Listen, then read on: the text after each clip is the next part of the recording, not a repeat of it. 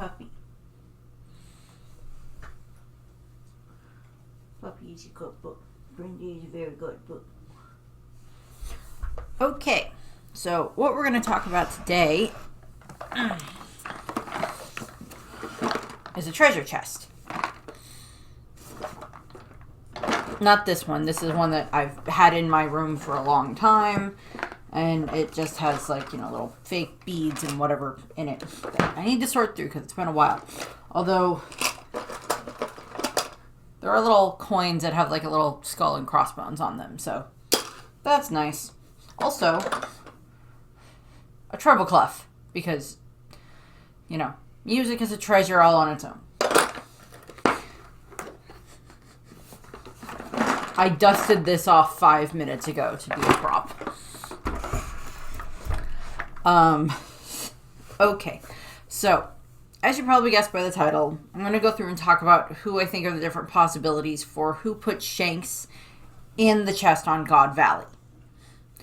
So, there are various possibilities. We know the names of a good chunk of people who were there, or at the very least know that, for a rough idea of who was, some of the other people who were there, possibilities for who could have put the little baby in the treasure chest. So, in regards to who we know was on God Valley, we obviously know about Kuma, Ginny, Ivankov, the God Valley residents, a lot of whom ended up being slaughtered, the Rocks Pirates, the Roger Pirates, the God's Knights, Garling, possibly Shanks' mother, we don't know, other celestial dragons, Saturn, and then eventually the Marines, so like Roger and stuff. And in that regard, or not Roger, Garp, and Garp and the Marines and everything were all possibilities. They were all present during this time frame, and of course the Rocks Pirates had, Rocks himself, Big Mom, Kaido, take your pick of all the other ones. Of all the other all the other Rocks Pirates that we know. We know there were other God's Knights there, but we don't know their names. The only one that we do know for certain was Garling, who is now the newest Gorosei. And I'm sure other people have, like, their own opinions of, like, maybe who put Shanks in the treasure chest or something like that. And I have my own as well, and I have my one very specific one that we will get to. But, of course, during the whole incident at God Valley, there's, just chaos everywhere for everything that's going on. The Rocks Pirates have shown up to try to get back the treasure that the world government stole from Hachinosu. The Roger Pirates show up because Roger wants to fight Rocks. Garp shows up because Roger is here, so that brings in the Marines, even though Garp was told to go there anyway by Kong. The God's Knights are there because of the human hunting game that's going on. Same thing with a bunch of the other celestial dragons. And then, of course, you just have the innocent citizens of God Valley who are just like, okay, this is not fun. Can we have our home back now and please stop killing us? And running in terror. And then you have the different slaves that are there that include Kuma and Ginny and Ivankov, along with some of the other, the rare rabbits, as they're referred to as in the hunting game. I find this whole idea abhorrent, by the way. People should. That's the point. But what ends up, throughout the whole course of, we don't know everything that happens. We know certain events that happen, of course, during this. Kuma and Ginny and Ivankov managed to come up with this plan to try to get a hold of one or both of either the Uenomi model Seiryu, the fish dragon, blue dragon that Kaido ends up with later because Big Mom takes it, and the pawpaw fruit, which we know that Kuma ends up with. And now we see how. But one of the other things that ends up happening is during this whole event, little baby Shanks, who at the time was probably not called Shanks, has like whatever other name, whatever his, Garling name is, his Figarland official name is, he was there on the island. And Garling is most likely his father, if not like uncle or something. Possibly very older brother, but I don't think so. And then, Garling's wife, Shanks' mother, depending on stuff, may have been there as well. We know that there's a bunch of female celestial dragons there that are just like fawning over Garling because he's so handsome and so cool. And to be fair, given what some of the other celestial dragons look like that are male, like Charlos and Roswald, I don't blame him for finding Garling handsome, because he looks like Shanks. He was handsome. He's still handsome now. As a, silver fox, whatever they want to call him. Garling is still nice looking. He's just a horrible person. Which applies to a lot of people. Nice outside, horrible inside. And sometimes it's both. Horrible outside and horrible inside. And in certain cases, throughout this whole time frame that we've only had glimpses of. We've mainly only had the glimpses from Kuma's perspective for what's going on, along with just bits to set up who else was there. And of course, we're introduced to the incident by having Sengoku talk about it during one of the interlude chapters between the acts of Wano. And so that's kind of where we're kind of getting told about what happened with God Valley, that it was this island in the South Blue, in the West Blue. West Blue? South Blue. It was South. No, it's West Blue. That it's, there's an island in the West Blue that is no longer there. It's completely wiped off the map. It's gone. As in, like, it sank beneath the waves. It's not Buster called, but it's gone. And given how many strong characters were on this island at that point in time, and a lot of them were, like, maybe not 100% in their prime, but were very strong already, there's the whole thought that, the island got destroyed during this time frame and it sank beneath the waves, or something else happened that resulted in it sinking beneath the waves. All possibilities, but that's not what we're here to talk about today. Today, I want to try to figure up, or at least state my reasons for who I think put Shanks in that chest. So, top of the list for the most obvious possibilities are Shanks' parents. So, his mother and Garling, which at the moment we're just going to assume that Garling is Shanks' father until we are proven otherwise. And now, given the fact that we know that Shanks basically has like a identical twin or an identical cousin, because identical cousins are a thing. They're very rare, but they're a thing. And it just seems like something Oda would pull off anyway. His identical cousins, where one's good, that's Shanks, one's bad, this other one. Evil Shanks. That is now kind of much more confirmed now at Elbath. So the possibility is that Shanks' parents, Garling and his wife were there. We know Garling was there, but that they were there, and they're like, okay, everything's going to crap now, so we got to at least try to protect our child. And they put maybe Shanks in one of the chests and other Shanks, evil Shanks, whatever baby, in the other chest.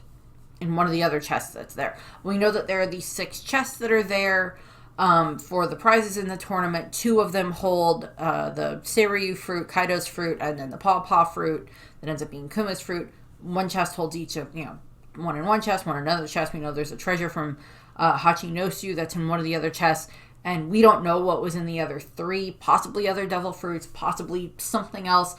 Given the fact that the Celestial Dragons have like an access to like unlimited money, I don't think it was like a money or a monetary value that was in any of the other chests. It was probably something else that would be considered a very amazing treasure.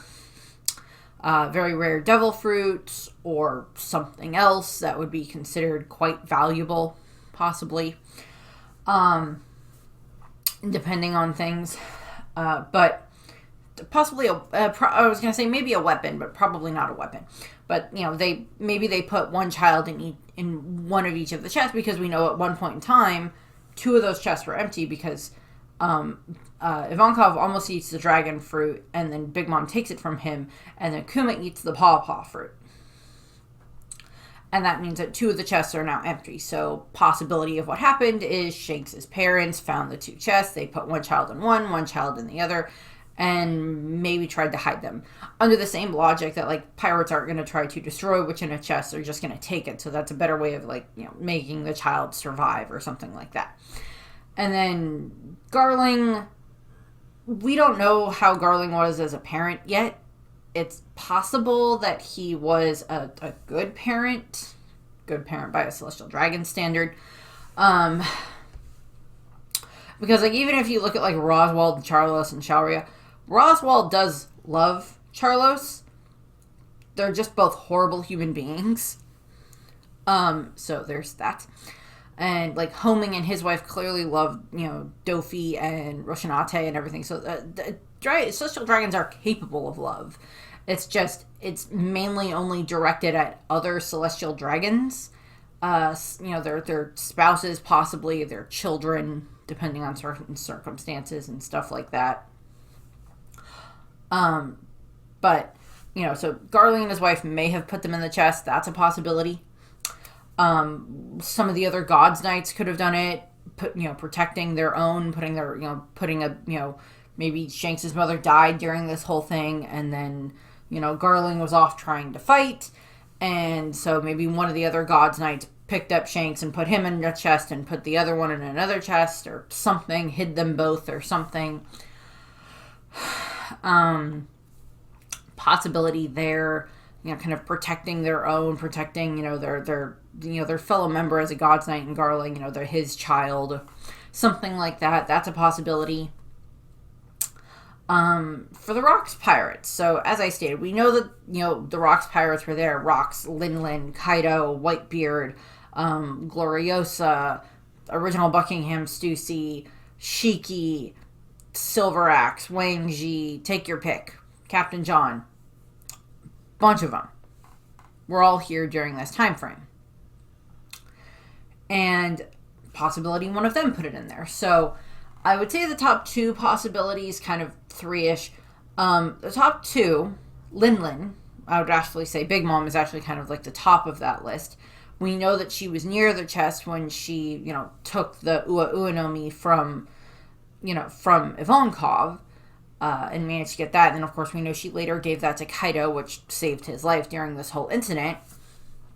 But she was near the chest. Possibility something happened. She found baby Shanks, and, via stuff, he had gotten separated. Maybe his minders, his nanny or whatever, had gotten separated, and maybe she'd gotten hurt or something. And Linlin saw baby, and, like, her mother mode kicked in, and she's like, okay, I gotta protect the baby, so puts baby in treasure chest to keep it safe or something. That's a possibility. We know that she has the mama mode that she goes into, and it's, like, children kind of, like, under the age of 10 or so. We see her do this with Tama in Wano and such, and we see her be very nice to, like, her own children that are the much younger ones. So that's a possibility. Whitebeard is also a possibility. Whitebeard, I don't think he would have any animosity toward a child. We do know that he seems to have some type of a connection to someone associated with Shanks, because we know that during his meeting with Shanks way back on the Moby Dick before the Summit War, we know that he had said to Shanks, every time I see your face, this scar aches or whatever, because it reminds me of him. And, we initially thought it was Roger. And then we thought it was Garling. And now it's like, well, maybe it's Shanks' evil twin that gave, Whitebeard the scar. And it's a possibility that, like, Whitebeard found baby Shanks and put him in the chest or something. That's a possibility. Gloriosa kind of also falls into this category of, even though it's a boy baby, it's still a baby, therefore it's innocent, so maybe she did it. Maybe Stussy, maybe Miss Bakken way back when. None of the others, Shiki doesn't strike me as anyone who would care. We don't know enough about, Wang Ji or Silver Axe. We don't know enough about them. Rocks probably would not, or at least given the portrait that's been painted of him, probably wouldn't. I mean, like Kaido, but probably not. At least not given the circumstances. From there, you move on to the Roger Pirates, and I kind of see these ones are a very, very low possibility on this because of the fact of how surprised they are when they find the chest in with their stuff. Well, I mean, like, they took the chest, but the fact that there's a baby in the chest, and if they knew that there had been a baby in the chest, they wouldn't be as surprised when they open it. And we know that this is how Shanks was found because when Film Red was coming out, one of the things that was released alongside it was Volume 4 Billion, that Oda has, like, some notes in it and stuff like that, and part of it is, like, a very rough sketch of, like, how the Roger Pirates find baby Shanks. And it's basically the same way that in the movie that Shanks and and his crew, the red-haired pirates, that they find Uta, where they find her after raiding an island or whatever, and they find there's a chest and they hear crying coming out of it, and they open it and there's a baby inside. That's the same way that Shanks was found by Roger. And we get like a little glimpse of that in the movie, a little bit of memory awakening in Shanks at that point in time in the movie. In Film Red, Oda did like a rough sketch, and then like there was an artist who I could not find the name of it for this picture, who redrew it out, made it look a lot better, and we see specifically God Valley in the background. So that was before that it had sank, plus it also confirms that this happened during the God Valley incident, or just after the God Valley incident, that, Roger and stuff found this chest with Shanks in it. So I don't think the Roger Pirates would have been the ones to put Shanks in the thing. I don't think that they would have hurt a child that was, a baby or whatever, and completely innocent in the fact of everything that's going on around it, but I don't think that they put the baby in the chest. Saturn. Just completely unlikely. He would not care either way if this baby celestial dragon or not died. They view the other celestial dragons as maybe more valuable insects than the regular humans, but they still seem to view the other celestial dragons as far beneath them, which is why they're not happy that Garling is now here. That Garling is now a Gorosei. Garp. Garp is a possibility, although I would point out the fact that Garp probably would have spent the majority of his time here on the island fighting Roger and Rox. And we know that at some point during this whole incident, Roger and Garp kind of had to team up to fight against Rox. And since we don't know the full story yet, how, if Rox really was crazy, or if Rox just was actually kind of like, we don't know if he's closer to like Luffy's form of the Will of D or like Blackbeard's form of the Will of D. We don't know yet, or maybe like, I guess Laws, kind of falls in there as well. But we don't know yet. That's a debatable question. And we might get more of that information later on if we find out more about Rox. But that's, Garp is a possibility. Garp would not want to see an innocent child die, regardless of who their parents are. Same thing happens like with Roger and Ace and everything else like that. That's the way that Garp tends to work. To be fair, Roger asked Garp to look after Ace, so there's a difference there. But Garp just does not strike me as a person who's going to let an innocent child die. Although why he would put the baby in a treasure chest is, I don't know.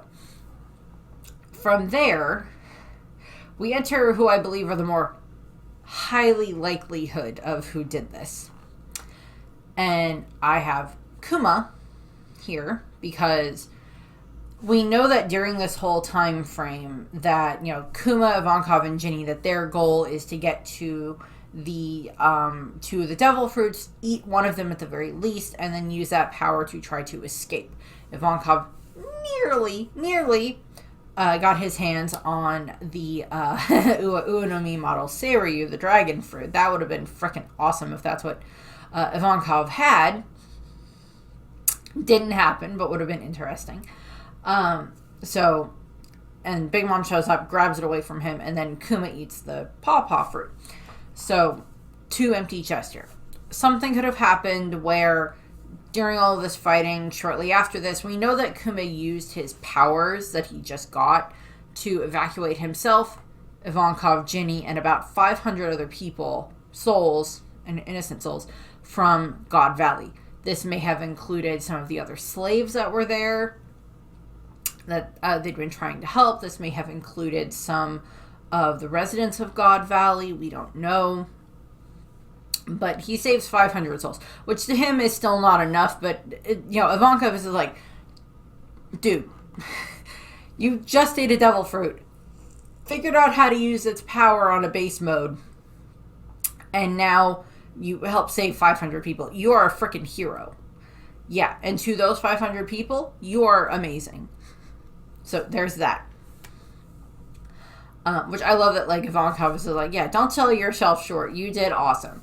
But for Kuma, I would put it as maybe he recognizes that this is a celestial dragon baby. In the fan art version of it that the person made, they gave Shanks like a little onesie with like stars and moons and suns on it and everything like that, which, maybe would be something that like baby celestial dragons wear, but we don't know.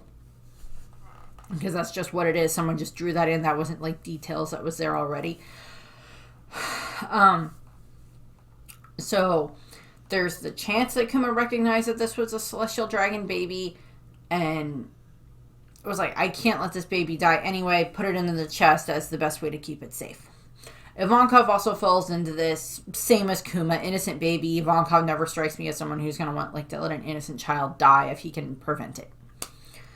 Then we just have like Baby Shanks himself, or like maybe Baby Shanks, via logic of things, is like, manages to, something happens to either his mother or one of his minders or whatever.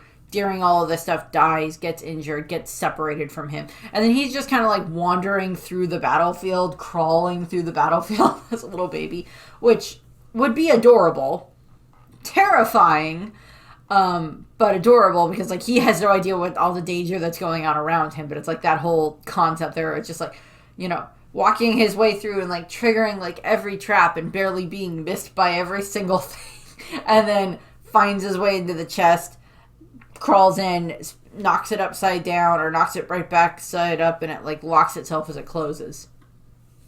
And then he's just stuck in the chest. To be fair, it's not airtight, so it's not like he can't breathe, but you get the idea. And he's like trapped in the chest. And then the chest just gets picked up and like taken by the Roger Pirates as part of their haul. Things would have been very different for Shanks had he ended up being found by the like Big Mom or something like that. That's a different story altogether. That's a different type of Shanks altogether if he was found by Big Mom or like Kaido or something and then raised by them.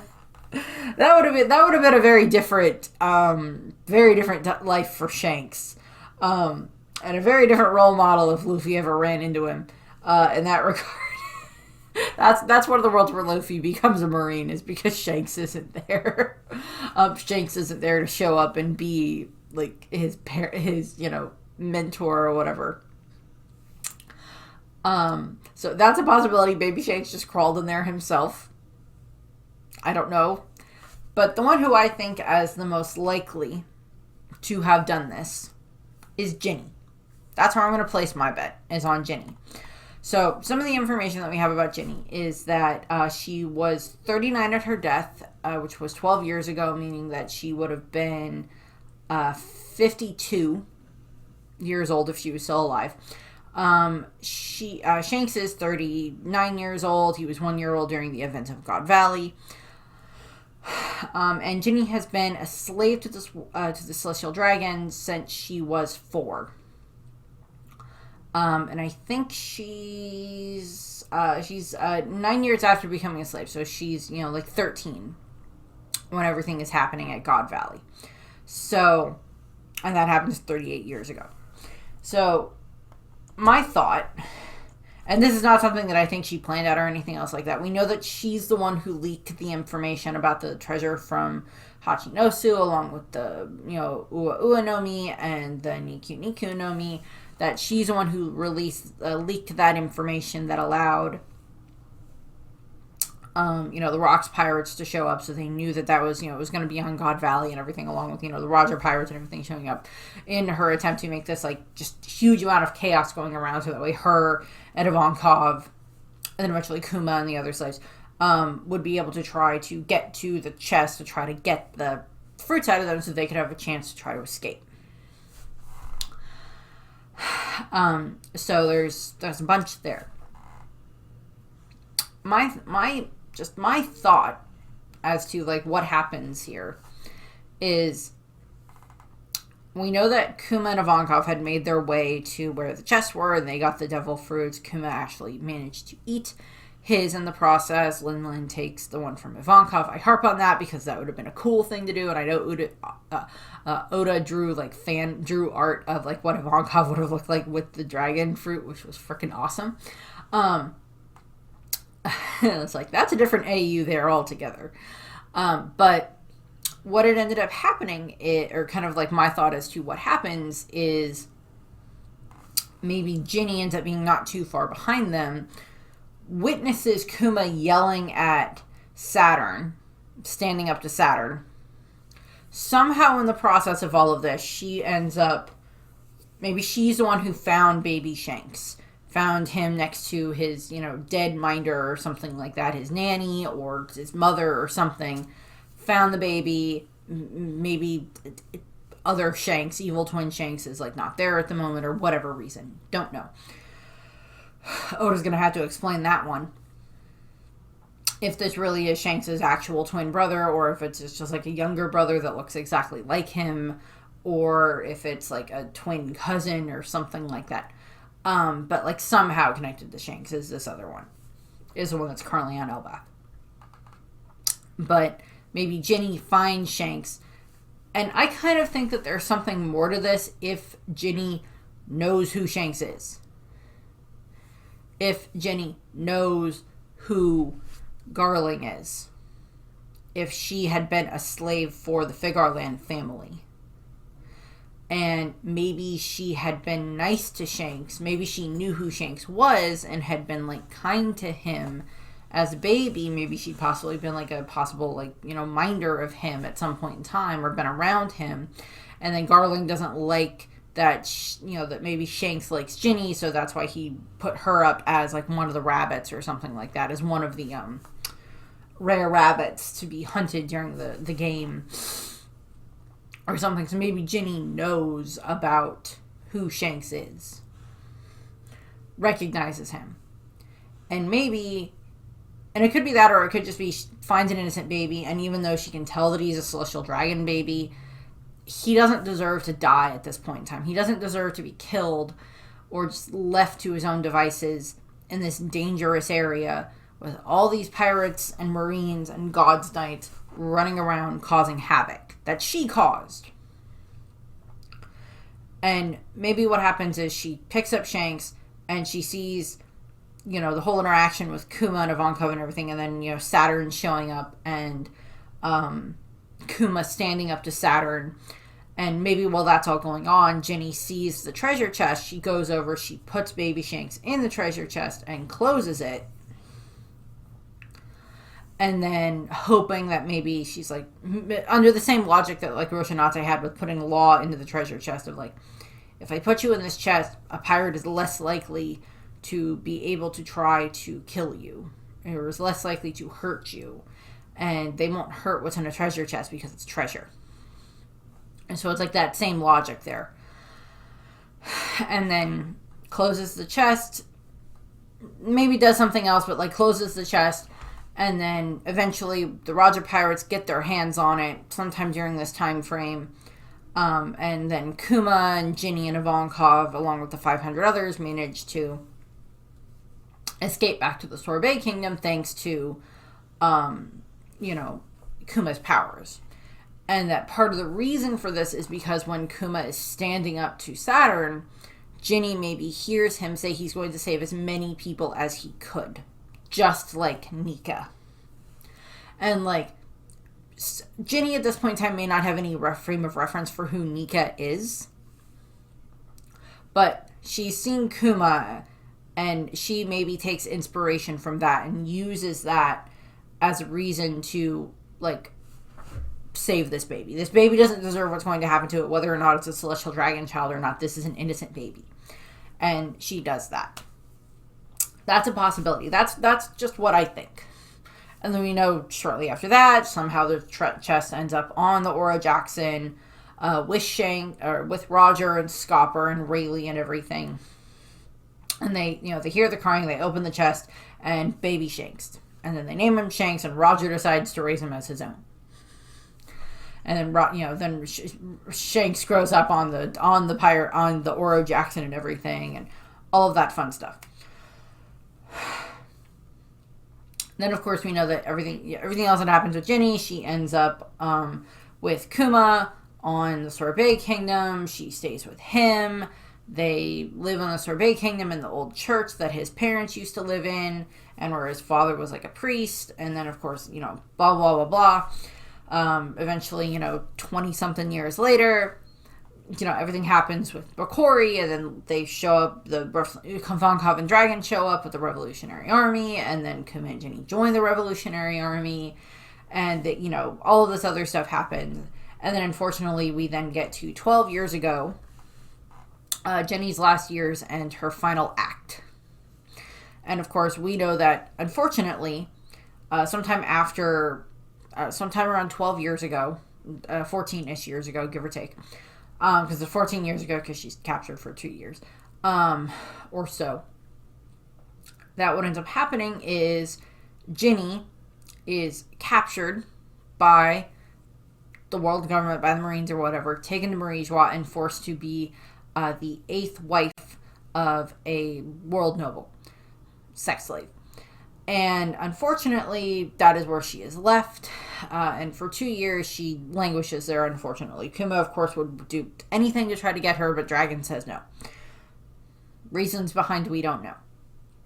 But what ends up happening is 2 years after that, or 2 years, somewhere in that time frame, Ginny is tossed aside by the world noble and is given to Saturn, and he picks her up, and he does lots of experimentations on her and the baby inside of her, which resulted, of course, Ginny being infected with the sapphire scales, and then, of course, later on, Bonnie ends up having it later on as well. But Ginny gets infected with it, and then Saturn is just like, okay, well, I have no more use for you.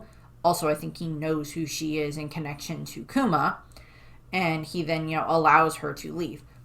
There's always the question of, the father, Bonnie's biological father. Kuma is her father. Kuma is her dad, her father, her papa, her whatever you want to call him.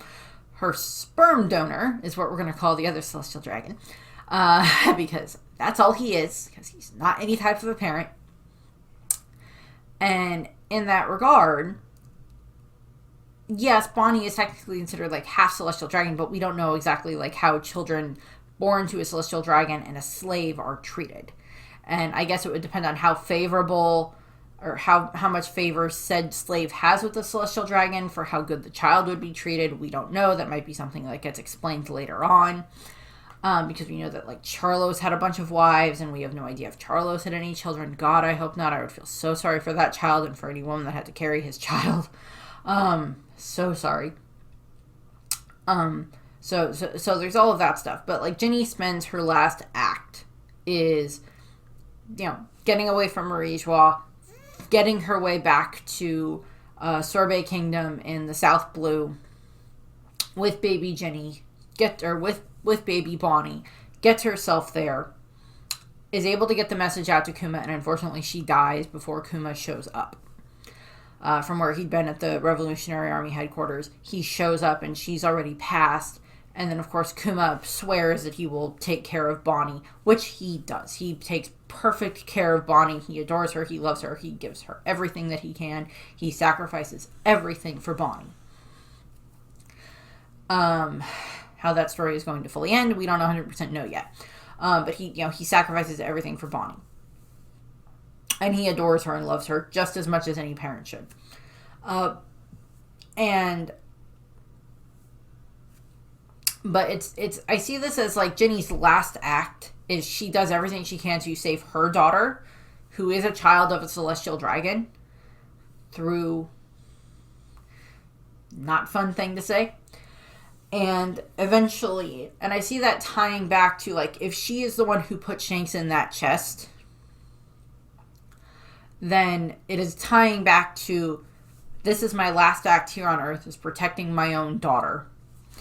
And my last act as, like, possibly being a slave is protecting this baby as well, who did nothing to me, who has no reason to be hurt, to be in danger, just because of the actions of his own parents. And I see that as something that seems like a thing that Oda would go with going with the whole thing of, like, children are very innocent in this regard, and that, the children of the celestial dragons that are too young to understand what's going on, they don't deserve to be punished for choices that their parents have made.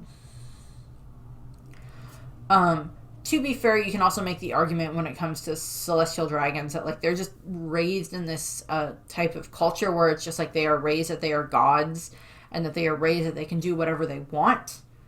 But that doesn't mean that it's something that they should just be fine doing. I don't know. You would think human nature and stuff like that would, like, kick in eventually. And I've talked about in other videos the possibility that it's like, Homing and his wife cannot be the first celestial dragons in 800 years to decide that they've had enough of this. That either they leave because they grow a conscience, or they leave because they don't like living in Marie-Joie. They can't have been the only ones in 800 years. Doesn't mean they're... Because, like, obviously the whole Don Quixote family did not leave because Melzigard and his father were still there. Although Melzigard's dead now. But we know that there's, like, other families within the Celestial Dragons, and it may have been certain branches of those families may have left at some point in time. Same way that Homing did. Maybe not for the exact same reasons, but they left. And there's lots of theories about, like, Luffy's mother or Luffy's grandmother being a Celestial Dragon, or that's, someone else. There's, via something else, there's a theory that maybe Law has Celestial Dragon blood in him. That was something from Tekking's live stream the other night that I'm like, yeah, I could see that. And, like, different things like that where it's just, like, other ones that have, like, secret lineages and things like that. But yeah, I love this idea. If it will be Ginny, that's the one that put Shanks in the chest. I want that to be the case. I really want that to be the case. Just because that would be, like, a very cyclical way of, like, bringing her back into the story as part of this flashback. Whenever we get around to more of the God Valley flashback, more of Shanks' information. Although, other life that would have been very different for Shanks would have been if he had been, if like, Ginny had him with her when Kuma popped them all away to the Sorbet Kingdom, and then Shanks is raised by, like, Ginny and Kuma as, like, their, like, little brother type of a thing. Then Shanks would very much be involved in in the Revolutionary Army. In that regard. Probably still wouldn't have necessarily interacted with Luffy, but there would have been connections there nonetheless. But that's a possibility there. That's just, like, a whole other thing of, like, however many different ways Shanks would have been raised. Raised by, Big Mom, or Kaido, or Whitebeard. That would have been a good one, too. Or Shanks raised by, Ginny and Kuma. In that regard. We're kind of going to see, once we get around to, like, fully revealing who this other Shanks is, that'll give us an idea of, like, this is how Shanks would have been raised had he been, still raised by, like, Garling or whatever. Raised as the Celestial Dragon. But, so, that's what I have here. I thank you for watching. I hope you enjoyed the video, and I hope you have a nice rest of your day. Bye!